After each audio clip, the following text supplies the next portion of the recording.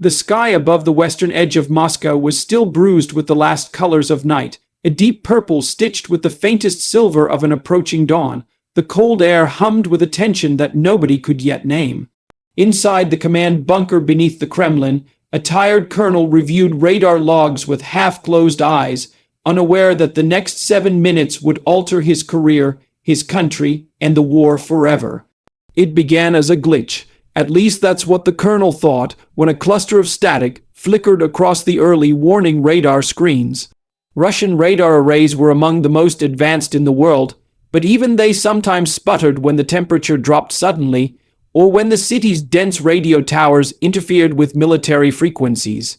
He leaned closer, blinking, adjusting the resolution. The static blip vanished. He exhaled, then it came back. This time it wasn't static, it moved.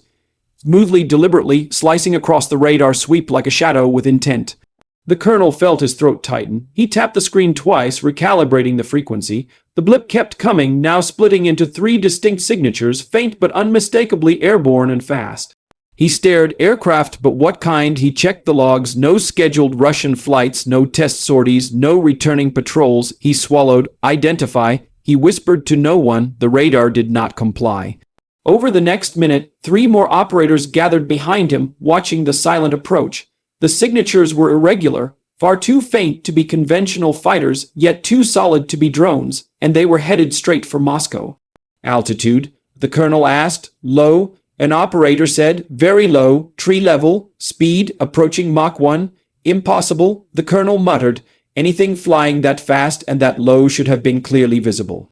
Get visual confirmation. But outside, the city remained quiet. The first metro lines hummed awake. Delivery trucks rumbled lazily through empty streets. A janitor near the university wiped frost from a bus stop sign.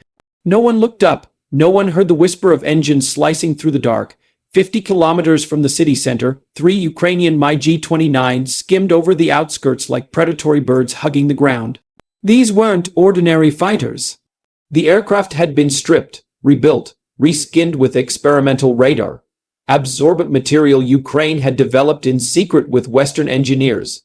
Materials that were crude compared to American stealth jets, but good enough to fool outdated Russian radar nets on low-altitude runs. Inside the lead MiG, Captain Artem Shevchuk kept his breathing steady. He had flown more than 100 combat missions since the war began, but never one like this.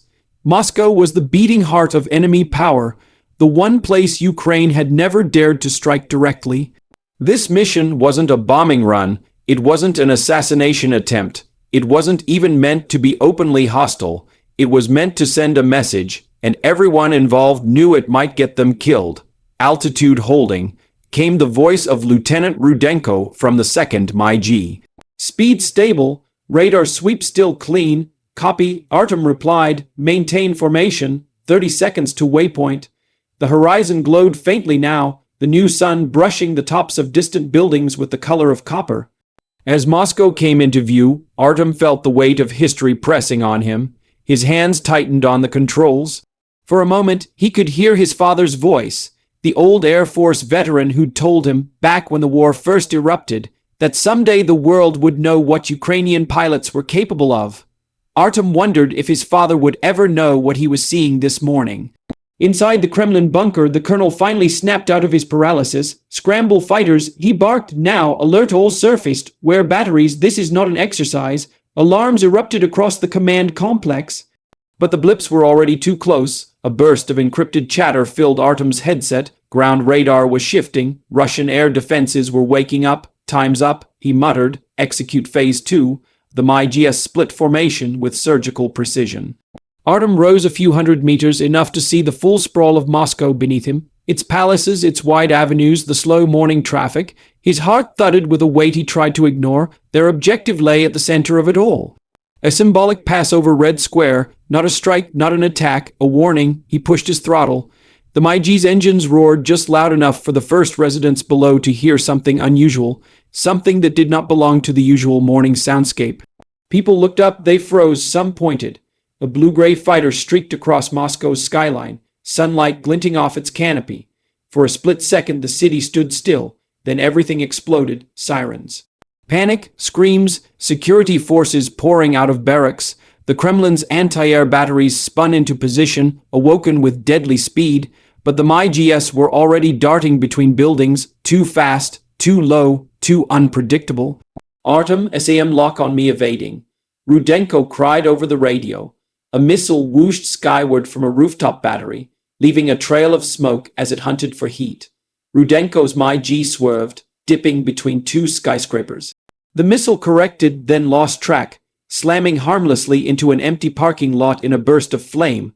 On the streets, Muscovites fled in every direction. Some pulled out phones, recording the impossible, Ukrainian jets in their skies. The footage would hit every corner of the internet within minutes.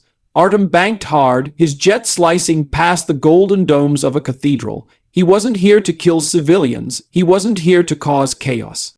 But chaos was building anyway. 10 seconds to the square, he murmured. Behind him, his two wingmen followed, weaving through the rising storm of missiles. Russian fighters were scrambling from bases outside the city, but they were too far, too slow, caught off guard by an attack no one imagined Ukraine could attempt. Artem dropped to nearly rooftop height. The Kremlin walls loomed ahead, a fortress of red stone that had withstood centuries of war.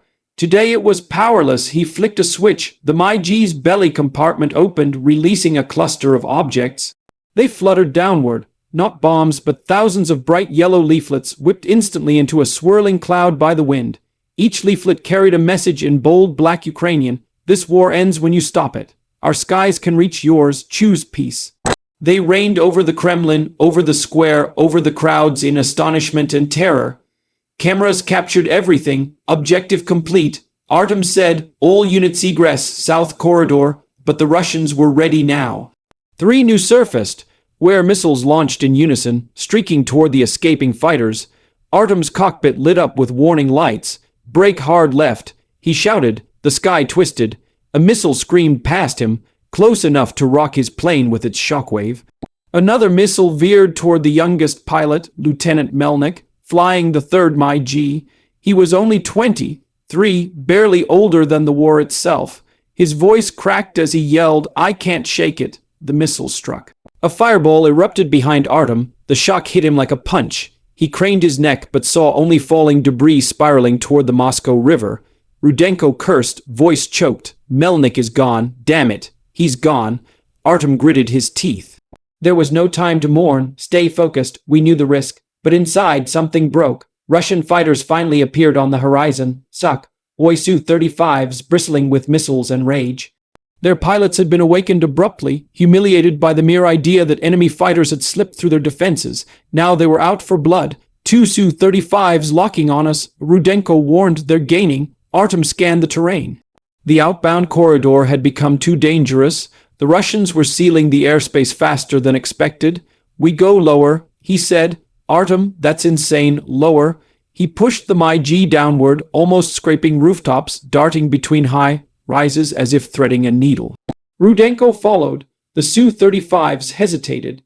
They couldn't match this kind of flying in such tight spaces without risking collision. The Russian pilots cursed over their open channels, but they didn't back off. Missiles streaked past office buildings, exploding in brilliant fireballs above empty streets. Windows shattered, car alarms blared. Moscow felt like a war zone for the first time in decades.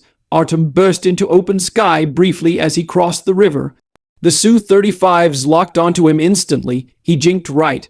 A missile clipped the edge of a bridge instead of his wing, detonating in a violent plume of water and debris. He was running out of options, out of altitude. Out of space, out of time. Rudenko split now, separate vectors. Rudenko hesitated. You won't make it alone. We're outnumbered, split. The 2 MiGs diverged sharply, forcing the Russian fighters to choose targets.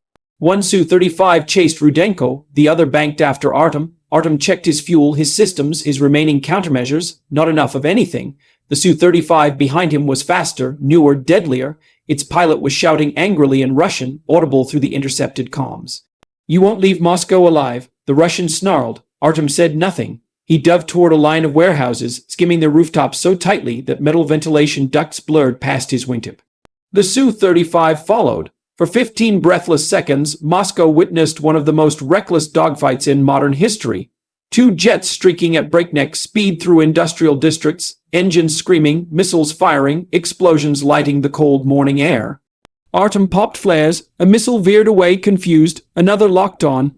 His warning system screamed so loudly it pierced his skull. At the last moment he pulled up, hard enough to make his vision blur, and the missile detonated below him. The blast slapped the MiG like a giant hand, his cockpit shook violently, a panel blew off, lights went red, he could feel the aircraft dying beneath him. He cleared a cluster of chimneys, smoke trailing behind his failing jet.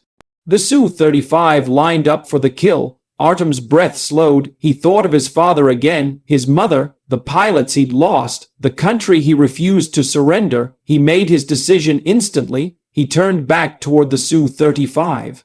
The Russian pilot hesitated. Nobody charged directly at an enemy with a superior jet. Nobody traded speed and altitude for a frontal approach. Nobody except someone with nothing left to lose. Artem armed his last two R-73 missiles. He pushed throttle, the screen filled with the Su-35 coming at him head. On its sleek nose pointed like a spear, he fired. Two missiles shot forward, trailing smoke. The Russian pilot fired his own. For a single heartbeat, 4 streaks of white crossed paths in the sky like the ending of a tragic poem. Then everything exploded, a blinding flash, a roar that rattled windows for blocks, flames rippling outward in a furious blossom. Both jets vanished in the burst. Debris rained down like metallic hail. Rudenko, still fleeing south, heard the blast in his headset. His voice broke. Artem. Only static replied. By the time Russian forces reached the crash site, the fires were still burning.